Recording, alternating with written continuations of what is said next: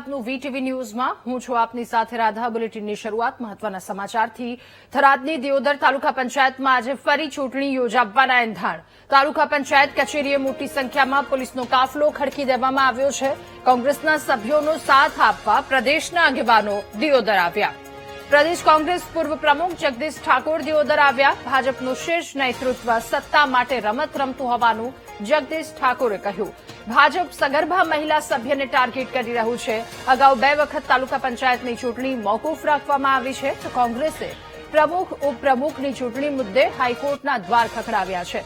તાત્કાલિક ચૂંટણી યોજવા કોંગ્રેસ માંગ કરી રહ્યું છે. દિયોદર તાલુકા પંચાયતમાં કુલ 22 બેઠકમાંથી 12 બેઠક પર કોંગ્રેસે જીત મેળવી છે અને 10 બેઠક પર ભાજપના ઉમેદવારોએ જીત મેળવી છે.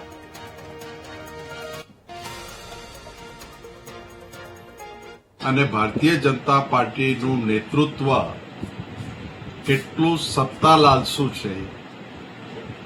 156 17 કોંગ્રેસના આવ્યા, એમાંથી તોડ્યા.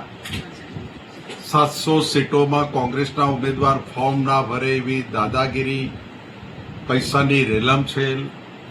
થોડી ઘણી તાલુકા પંચાયત કે એકાદ નગરપાલિકા અમારી બની તો પણ એને તોડવાનો પ્રયત્ન.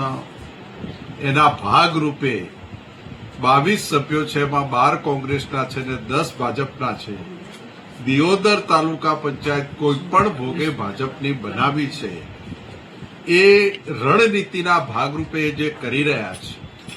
પણ એક જે પ્રેગ્નન્સીમાં અમારી દીકરી છે અને એને ટાર્ગેટ કરીને જે મુદતો ઉપર મુદત પાડી રહ્યા છે, એ વાત સોશિયલ મીડિયાના અને આપ બધા મિત્રોએ જે મીડિયામાં બતાવી છે, આખા ગુજરાતમાં સમજુ ગુજરાતી ભારતીય જનતા પાર્ટી ઉપર થૂ થૂ કરી રહ્યો છે કે જે કાવતરાઓ દિયોદરમાં ભાજપનું શીર્ષ નેતૃત્વ કરી રહ્યું છે.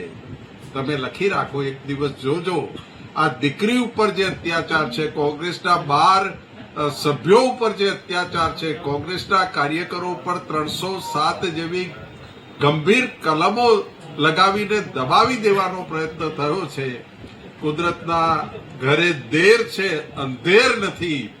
એક દિવસ એમને પણ કુદરત એને જવાબ આપવો પડશે.